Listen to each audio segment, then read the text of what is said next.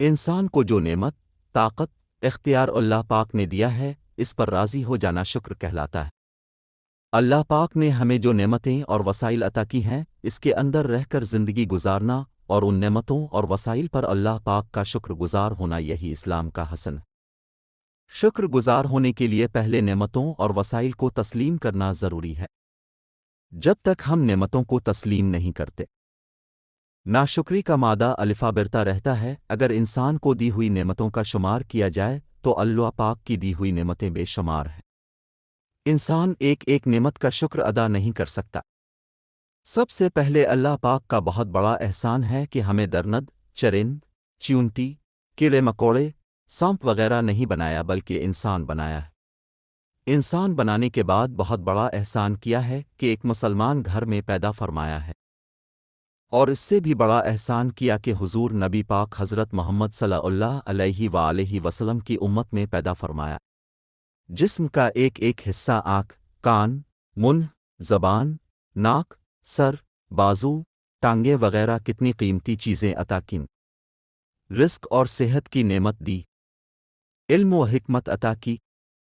اس علم و حکمت کی وجہ سے انسان کو تمام وسائل، ان کا استعمال اور رہن سہن کے ڈھنگ بتا دیے۔ ہمیں سکھانے کے لیے اللہ پاک نے رسول اور آسمانی کتابیں نازل فرمائی۔ کھانے پینے کے لیے اناج، پانی اور جانور عطا کی۔ اپنی پیدا کردہ تمام مخلوق اور خزانوں کو انسانوں کے لیے مخصوص فرما دیا۔ انسان کو اشرف المخلوقات بنایا۔ ہم اللہ پاک کی ایک ایک نعمت کو دیکھتے ہیں اور استعمال کرتے ہیں، لیکن قدر و منزلت کا اندازہ تب چلتا ہے جب اس نعمت کو ہم کھو دیتے ہیں۔ آنکھ کی قدر اندھے سے پوچھو وغیرہ وغیرہ۔ یاد رہے کہ انسان اس وقت اللہ پاک کی ناشکری کرتا ہے جب وہ اللہ پاک کی دی ہوئی نعمتوں کو فراموش کر بیٹھتا ہے۔ انسان کے لیے یہی بہتر ہے کہ اللہ پاک کی دی ہوئی بے بہا نعمتوں کو ہمیشہ یاد رکھے اور ان نعمتوں کو کھلی آنکھوں اور دماغ سے دیکھتا اور سوچتا رہے تاکہ شکر گزار بندہ بن سکے۔ انسان کو ہمیشہ صبر اور شکر کا دامن نہیں چھوڑنا چاہیے۔ اللہ پاک کی ناشکری بہت بڑا گناہ ہے۔ انسان کا نفس ہمیشہ ناشکری کی ترغیب دیتا ہے۔ نفس انسان کو بہت بڑے بڑے خواب دیکھا کر احساس محرومی پیدا کرتا ہے تاکہ بندہ ناشکری پر آمادہ رہے اور اللہ پاک کے غضب کا شکار ہو۔ ناشکری انسان کو تباہی کی طرف لے جاتی ہے، انسان کو پریشان، فکر مند اور بے سکون کر دیتی ہے۔ بہت ساری نعمتیں ہونے کے باوجود بھی ناشکری انسان کو کنگال بنا دیتی ہے۔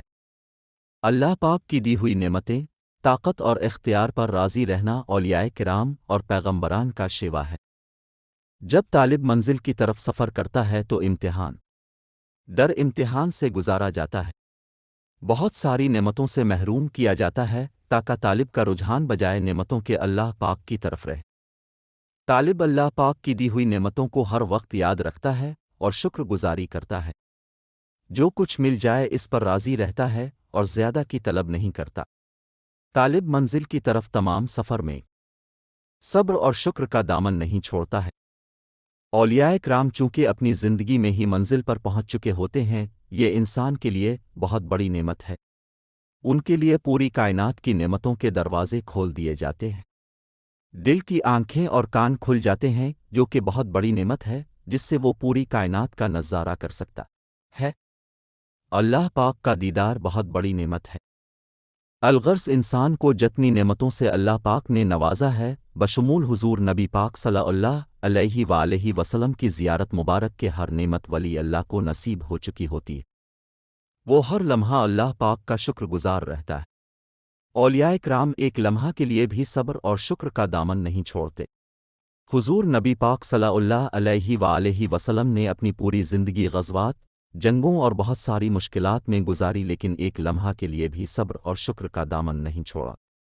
صحابہ کرام رضوان اللہ علیہ صبر اور شکر کے پیکر بنے رہے۔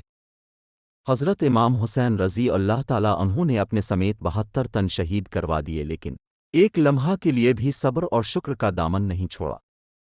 حالانکہ طاقت اور اختیار رکھتے تھے، لیکن اللہ پاک کی رضا کے سامنے طاقت اور اختیار کو استعمال نہ کیا۔ ہمارے لیے بہت بڑا سبق چھوڑا کہ جتنی بھی تکلیف اور مصیبت آ جائے، باطنی طاقت اور اختیار کا استعمال اللہ پاک کی رضا کے خلاف نہ کرنا۔ اسی طرح بہت سارے اولیاء کرام کی تاریخ بھری پڑی ہے کہ مصائب اور تکلیفیں اٹھائیں لیکن صبر اور شکر کا دامن نہیں چھوڑا اور نہ ہی باطنی طاقت کو اللہ پاک کی رضا کے مخالف استعمال کیا۔ اولیاء کرام کا سب سے بڑا امتحان ہی باطنی طاقت پر صبر کرنا ہے۔ الغرض انسان کو ہر لمحہ اللہ پاک کی دی ہوئی نعمتوں کا شکر گزار رہنا چاہیے اور اللہ پاک کے دیے ہوئے وسائل اور اختیارات پر صبر کرنا چاہیے۔